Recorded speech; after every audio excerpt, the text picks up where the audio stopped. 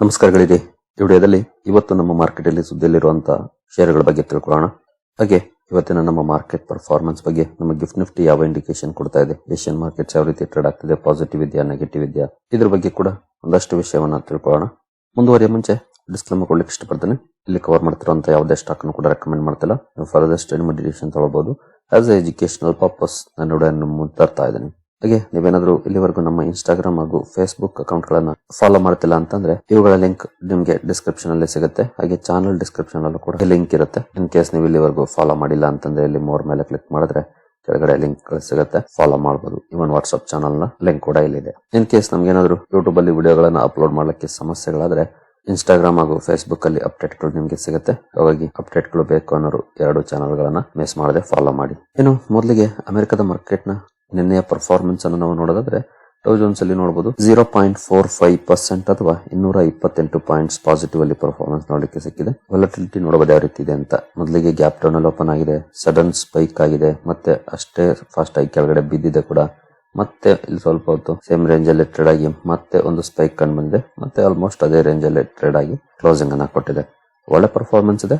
ನಿನ್ನೆ ನಮ್ಮ ಮಾರ್ಕೆಟ್ ಅಲ್ಲೂ ಕೂಡ ಇದೇ ರೀತಿ ಪರ್ಫಾರ್ಮೆನ್ಸ್ ಇತ್ತು. ಬಟ್ ಹೈಲಿ ವಾಲಟೈಲ್ ಪರ್ಫಾರ್ಮೆನ್ಸ್ ನೋಡ್ಲಿಕ್ಕೆ ಸಿಕ್ಕಿದೆ ಅಮೆರಿಕನ್ ಮಾರ್ಕೆಟ್ ಅಲ್ಲಿ ನಿನ್ನೆ. ಇನ್ನು ನಾಸ್ಡಾಕ್ ಕಡೆ ಬಂದ್ರೆ ನಾಸ್ಡಾಕ್ ಅಲ್ಲಿ ನೋಡಬಹುದು 0.026% ಪಾಸಿಟಿವ್ ಇದೆ. ಅಂದ್ರೆ ಜಸ್ಟ್ 7 ಪಾಯಿಂಟ್ಸ್ ಪಾಸಿಟಿವ್ ಅಲ್ಲಿ ಕ್ಲೋಸಿಂಗ್ ನೋಡ್ಲಿಕ್ಕೆ ಸಿಕ್ಕಿದೆ. ಇಲ್ಲೂ ಕೂಡ ವಾಲಟೈಲ್ ಪರ್ಫಾರ್ಮೆನ್ಸ್ ಇದೆ. ಬಟ್ ಕೊನೆಯಲ್ಲಿ ಕೈಯಿಂದ ಸ್ವಲ್ಪ ಡೌನ್ ಆಗಿ ಫ್ಲಾಟ್ ಪರ್ಫಾರ್ಮೆನ್ಸ್ ಅನ್ನ ಮಾಡಿದೆ ನಾಸ್ಡಾಕ್. ಡೌ ಜೋನ್ಸ್ ಒಳ್ಳೆ ಪರ್ಫಾರ್ಮೆನ್ಸ್ ಅನ್ನ ಮಾಡಿದೆ, ಬಟ್ ನಾಸ್ಡಾಕ್ ಫ್ಲಾಟ್ ಪರ್ಫಾರ್ಮೆನ್ಸ್ ಅನ್ನ ಮಾಡಿದೆ ನಿನ್ನೆ. ಇನ್ನು ನಿನ್ನೆಯ ನಮ್ಮ ಮಾರ್ಕೆಟ್ ನ FIS DIS ಆಕ್ಟಿವಿಟಿ ಕಡೆ ಬಂದ್ರೆ ನಿನ್ನೆ FIS ಸರ್ಜರಿಯಾಗಿ ಸೆಲ್ ಮಾಡಿದ್ದಾರೆ. 8,362 ಕೋಟಿ ನೆಟ್ ಸೆಲ್ಲಿಂಗ್ ಅನ್ನು ಮಾಡಿದ್ದಾರೆ. DIS 9,589 ಕೋಟಿ ನೆಟ್ ಬೈಯಿಂಗ್ ಅನ್ನು ಮಾಡಿದ್ದಾರೆ.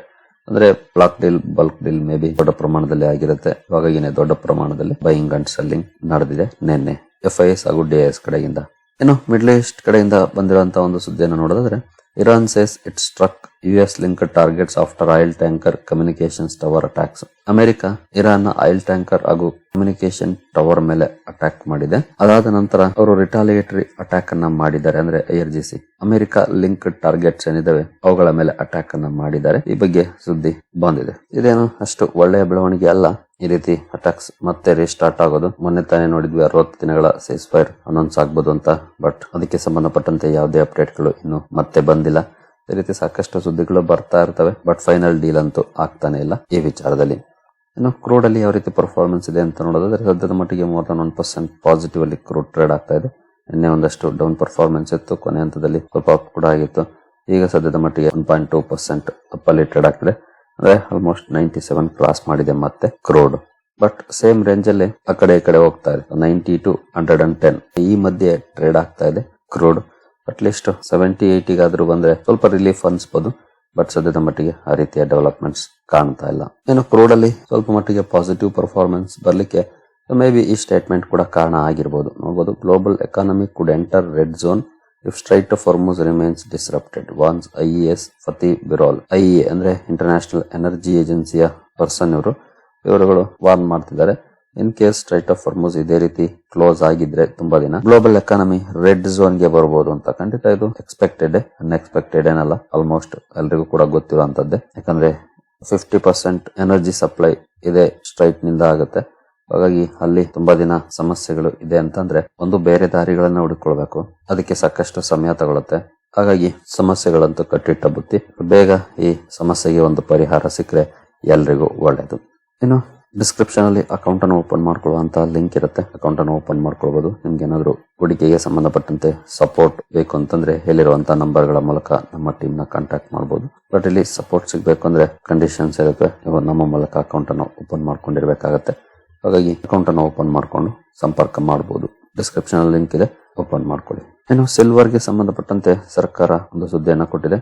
ಅಂದ್ರೆ ಸಿಲ್ವರ್ ಇಂಪೋರ್ಟ್ಸ್ ನ ಮೇಲೆ ಇನ್ನೊಂದಷ್ಟು ಸ್ಟ್ರಿಕ್ಟರ್ ರೂಲ್ಸ್ ಅನ್ನ ಸರ್ಕಾರ ಹಾಕಿದೆ. ಇನ್ ಕೇಸ್ ಏನಾದ್ರು ಸಿಲ್ವರ್ ಅನ್ನ ಇಂಪೋರ್ಟ್ ಮಾಡ್ಕೊಳ್ಬೇಕು ಅಂದ್ರೆ DGFT ಅಪ್ರೂವಲ್ ಅನ್ನ ತಗೊಂಡು ಇಂಪೋರ್ಟ್ ಮಾಡ್ಕೊಳ್ಬೇಕಾಗತ್ತೆ. Directorate general of foreign trade without approval import ಮಾಡ್ಕೊಳಕ್ ಆಗೋದಿಲ್ಲ.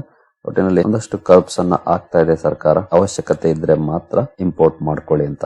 ಇನ್ನು OYO parent prism SEBI approval ಅನ್ನ ಪಡ್ಕೊಂಡಿದೆ. 6,650 ಕೋಟಿ IPOಗೆ. ನಿಮ್ಗೆ ಎಲ್ರಿಗೂ ಗೊತ್ತಿದೆ ಓಯೋ ರೋಮ್ಸ್ ತುಂಬಾನೇ ಫೇಮಸ್ ಆಗಿರುವಂತದ್ದು. ಅದರಲ್ಲೂ ಮೀಮ್ಸ್ ಅಲ್ಲಿ ತುಂಬಾನೇ ಮುನ್ನೆಲೆಯಲ್ಲಿರುತ್ತೆ. ಅದರ ಪೇರೆಂಟ್ ಕಂಪನಿ ಮಾರ್ಕೆಟ್ಗೆ ಲಗ್ಗೆ ಇಡ್ತಾ ಇದೆ. ಅದಕ್ಕಾಗಿ ಈಗ ಸೆಬಿ ಅಪ್ರೂವಲ್ ಅನ್ನು ಪಡ್ಕೊಂಡಿದೆ. 6,650 ಕೋಟಿ IPO ಮಾರ್ಕೆಟ್ಗೆ ಬರ್ತಿದೆ. ಇನ್ನು ಡೇಟ್ಸ್ ಕನ್ಫರ್ಮ್ ಆಗಿಲ್ಲ. ಡೇಟ್ಸ್ ಮುಂದಿನ ದಿನಗಳಲ್ಲಿ ಅನೌನ್ಸ್ ಮಾಡುತ್ತೆ ಕಂಪನಿ. ಇನ್ನು ಇಂಡಿವಿಜುವಲ್ ಸ್ಟಾಕ್ ಗಳ ಕಡೆ ನಾವು ಬಂದ್ರೆ ಇನ್ಫೋಸಿಸ್ ಇವತ್ತು ಫೋಕಸ್ ಅಲ್ಲಿ ಇರುತ್ತೆ. ಕಾರಣ ಕಂಪನಿ ಕೆಲವು ಒಪ್ಪಂದವನ್ನ ಮಾಡ್ಕೊಂಡಿದೆ. ಆಕ್ಚುಲಿ ಇಲ್ಲಿ ನ್ಯೂಸ್ ಅವೈಲಬಲ್ ಇಲ್ಲ, ಬಟ್ ಹಾಗೆ ಹೇಳ್ತೀನಿ. ಕಂಪನಿ ನಾರ್ವೆಯ ಒಂದು ದೊಡ್ಡ ಬ್ಯಾಂಕ್ DNB ಬ್ಯಾಂಕ್ ASA ಜೊತೆ ಒಪ್ಪಂದವನ್ನ ಮಾಡ್ಕೊಂಡಿದೆ. ಕಂಪನಿಯ ಫೈನಾನ್ಷಿಯಲ್ ಕ್ರೈಮ್ಸ್ ಆಪರೇಷನ್ಸ್ ಅನ್ನ ಮಾಡರ್ನೈಸ್ ಮಾಡ್ಲಿಕ್ಕೆ. ಈ ಒಪ್ಪಂದದ ಕಾರಣಕ್ಕೆ ಸ್ಟಾಕ್ ಫೋಕಸ್ ಅಲ್ಲಿರುತ್ತೆ. ನಿನ್ನೆ ಮೊನ್ನೆ ಅಂತೂ IT ಸೆಕ್ಟರ್ ಅಲ್ಲಿ ತುಂಬಾ ಒಳ್ಳೆ ಪರ್ಫಾರ್ಮೆನ್ಸ್ ಬಂದಿದೆ. ನೋಡೋಣ ಅದೇ ರೀತಿ ಪರ್ಫಾರ್ಮೆನ್ಸ್ ಇವತ್ತು ಕೂಡ ಕಂಟಿನ್ಯೂ ಆಗುತ್ತಾ ಅಂತ.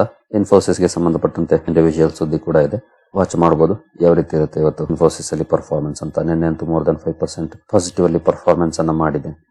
ಇನ್ನು ವೇದಾಂತ ಫೋಕಸ್ ಅಲ್ಲಿರುತ್ತೆ. ವೇದಾಂತದ ಜೊತೆ ಹಿಂದೂಸ್ತಾನ್ ಜಿಂಕ್ ಎರಡು ಕೂಡ ವೇದಾಂತ ಗ್ರೂಪ್ ನವೇ, ಅಂದ್ರೆ ವೇದಾಂತ ಜಿಂಕ್ ಕೂಡ ವೇದಾಂತ ಗ್ರೂಪ್ ನ ಅಡಿ ಬರುವಂತದ್ದು. ಈ ಕಂಪನಿಯ ಕೆಲವು ಆಫೀಸಸ್ ಅಲ್ಲಿ ಸರ್ಚ್ ಆಪರೇಷನ್ಸ್ ಅನ್ನ ಕಂಡಕ್ಟ್ ಮಾಡಿದೆ. ಈ ಸುದ್ದಿ ಕಾರಣಕ್ಕೆ ಸ್ಟಾಕ್ ಫೋಕಸ್ ಅಲ್ಲಿರುತ್ತೆ. ಹಿಂದೂಸ್ತಾನ್ ಜಿಂಕ್ ಹಾಗೂ ವೇದಾಂತ ಎರಡು ಕಂಪನಿಗಳನ್ನ ವಾಚ್ ಮಾಡಬಹುದು. ಇದಕ್ಕೇನಾದ್ರೂ ರಿಯಾಕ್ಷನ್ ಇರುತ್ತಾ ಸ್ಟಾಕ್ ಅಲ್ಲಿ ಇವತ್ತು ಅಂತ. ಏನು ಬ್ಲಿಸ್ GVS ಫಾರ್ಮಾ ಕೂಡ ಸುದ್ದಿಲಿರುತ್ತೆ. ಕಾರಣ ಕಂಪನಿಯ ಪಾಲ್ಗರ್ ಪ್ಲಾಂಟ್ ಅಲ್ಲಿ ವರ್ಲ್ಡ್ ಹೆಲ್ತ್ ಆರ್ಗನೈಸೇಷನ್ ಇನ್ಸ್ಪೆಕ್ಷನ್ ಇತ್ತು. ಇನ್ಸ್ಪೆಕ್ಷನ್ ಕಂಪ್ಲೀಟ್ ಆಗಿದೆ. ಗುಡ್ ಮ್ಯಾನುಫ್ಯಾಕ್ಚರಿಂಗ್ ಪ್ರಾಕ್ಟೀಸಸ್ ಗೆ ಸಂಬಂಧಪಟ್ಟಂತ ಇನ್ಸ್ಪೆಕ್ಷನ್ ಇದು. ಅದರಲ್ಲಿ ಕಂಪನಿ ಅಪ್ರೂವಲ್ ಅನ್ನ ಪಡ್ಕೊಂಡಿದೆ. ಅಂದ್ರೆ ಗುಡ್ ಮ್ಯಾನುಫ್ಯಾಕ್ಚರಿಂಗ್ ಪ್ರಾಕ್ಟೀಸಸ್ ಅನ್ನ ಕಂಪನಿ ಫಾಲೋ ಮಾಡ್ತಿದೆ ಅಂತ ರಿಪೋರ್ಟ್ ಅನ್ನ ಕೊಟ್ಟಿದೆ. ಈ ಸುದ್ದಿ ಕಾರಣಕ್ಕೆ ಸ್ಟಾಕ್ ಫೋಕಸ್ ಇರುತ್ತೆ. ಬ್ಲಿಸ್ GVS ಫಾರ್ಮಾ ಕೂಡ ವಾಚ್ ಮಾಡಬಹುದು. ಈ ಸುದ್ದಿ ಎಷ್ಟರ ಮಟ್ಟಿಗೆ ಸ್ಟಾಕ್ ಅಲ್ಲಿ ಇಂಪ್ಯಾಕ್ಟ್ ಮಾಡುತ್ತೆ ಅಂತ. ಇನ್ನು ಅದ್ವೈತ್ ಎನರ್ಜಿ ಟ್ರಾನ್ಸಿಷನ್ ಕೂಡ ಸುದ್ದಿಯಲ್ಲಿರುತ್ತೆ. ಕಾರಣ ಕಂಪನಿ 150 ಬಾರ್ 300 ಮೆಗಾವ್ಯಾಟ್ ಸಾಮರ್ಥ್ಯದ ಬೆಸ್ಟ್ ಪ್ರಾಜೆಕ್ಟ್ ಗೆ ಒಪ್ಪಂದವನ್ನು ಮಾಡಿಕೊಂಡಿದೆ ಗುಜರಾತ್ ಅಲ್ಲಿ. ಈ ಸುದ್ದಿ ಕಾರಣಕ್ಕೆ ಸ್ಟಾಕ್ ಫೋಕಸ್ ಅಲ್ಲಿರುತ್ತೆ. ಅದ್ವೈತ್ ಎನರ್ಜಿ ಟ್ರಾನ್ಸಿಷನ್ಸ್ ಅನ್ನು ಕೂಡ ವಾಚ್ ಮಾಡಬಹುದು.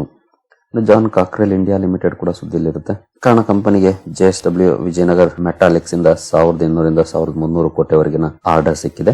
ಈ ಆರ್ಡರ್ ಕಾರಣಕ್ಕೆ ಸ್ಟಾಕ್ ಫೋಕಸ್ ಅಲ್ಲಿರುತ್ತೆ. ಜಾನ್ ಕಾಕ್ರೆಲ್ ಇಂಡಿಯಾ ಕೂಡ ವಾಚ್ ಮಾಡಬಹುದು ಯಾವ ರೀತಿ ಇರುತ್ತೆ ಇದಕ್ಕೆ ರಿಯಾಕ್ಷನ್ ಸ್ಟಾಕ್ ಅಲ್ಲಿ ಅಂತ. ಇನ್ನು ಕೆನರಾ ಬ್ಯಾಂಕ್ ಕೂಡ ಸುದ್ದಿಯಲ್ಲಿರುತ್ತೆ. ಕಾರಣ ಕಂಪನಿ FY27 ಅಲ್ಲಿ 8500 ಕೋಟಿ ಫಂಡ್ ರೈಸ್ ಬಗ್ಗೆ ಅಪ್ರೂವಲ್ ಅನ್ನು ಕೊಟ್ಟಿದೆ.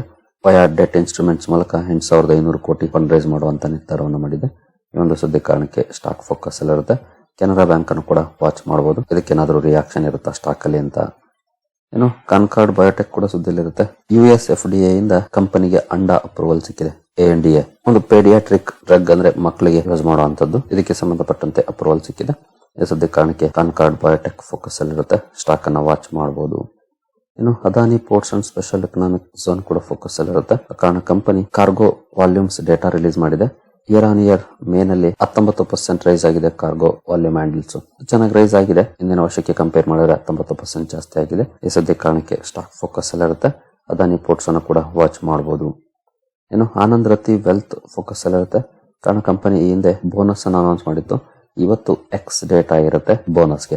1:1 ರೇಷಿಯೋದಲ್ಲಿ ಕಂಪನಿ ಬೋನಸ್ ಅನ್ನ ಅನೌನ್ಸ್ ಮಾಡಿತ್ತು. ಹಾಗಾಗಿ ಸ್ಟಾಕ್ ಪ್ರೈಸ್ ಇವತ್ತು 50% ಡೌನ್ ತೋರಿಸುತ್ತೆ. ಬಟ್ ಯಾರು ಇದಕ್ಕೇನು ಭಯ ಪಡುವಂತ ಅವಶ್ಯಕತೆ ಇಲ್ಲ. ಯಾಕಂದ್ರೆ ಇದು ಕಾರ್ಪೊರೇಟ್ ಆಕ್ಷನ್ ಕಾರಣಕ್ಕೆ ಆಗ್ತಿರುವಂತ ಅಡ್ಜಸ್ಟ್ಮೆಂಟ್. ಒನ್ಸ್ ಅಡಿಷನಲ್ ಶೇರ್ಗಳು ನಿಮಗೆ ಕ್ರೆಡಿಟ್ ಆದ್ಮೇಲೆ ಪ್ರೈಸ್ ಅಡ್ಜಸ್ಟ್ ಆಗುತ್ತೆ. ಅಲ್ಲಿವರೆಗೂ ಡೌನ್ ತೋರಿಸುತ್ತೆ.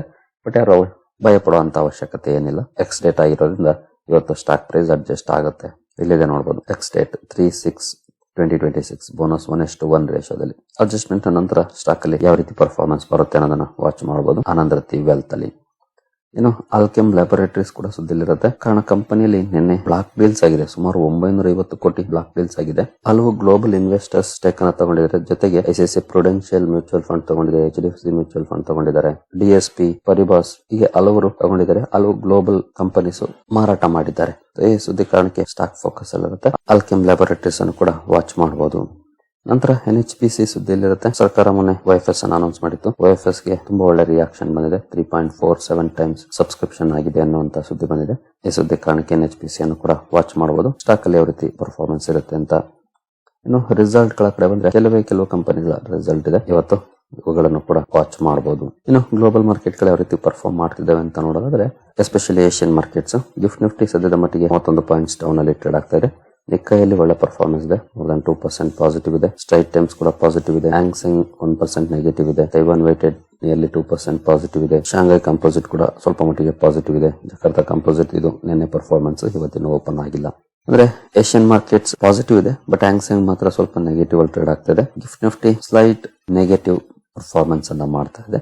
ಡೌ ಜೋನ್ಸ್ ಫ್ಯೂಚರ್ಸ್ ಕಡೆ ಬಂದ್ರೆ ಇದು ಫ್ಲಾಟ್ ಇದೆ, ಅಂದ್ರೆ ಸ್ವಲ್ಪ ಫ್ಲಾಟಿಶ್ ಆಗಿ ಮಾರ್ಕೆಟ್ ಓಪನ್ ಆಗೋ ಲಕ್ಷಣ ಸದ್ಯದ ಮಟ್ಟಿಗೆ ಕಾಣ್ತಾ ಇದೆ. ಮೇ ಬಿ 10-20 ಪಾಯಿಂಟ್ಸ್ ಡೌನ್ ಅಲ್ಲಿ ಓಪನ್ ಆಗ್ಬೋದು, ಅಥವಾ 10-20 ಪಾಯಿಂಟ್ಸ್ ಅಪ್ಪಲ್ಲೂ ಕೂಡ ಓಪನ್ ಆಗುವಂತ ಸಾಧ್ಯತೆಗಳು ಆಸ್ ಆಫ್ ನೌ ಕಾಣ್ತಾ ಇದೆ.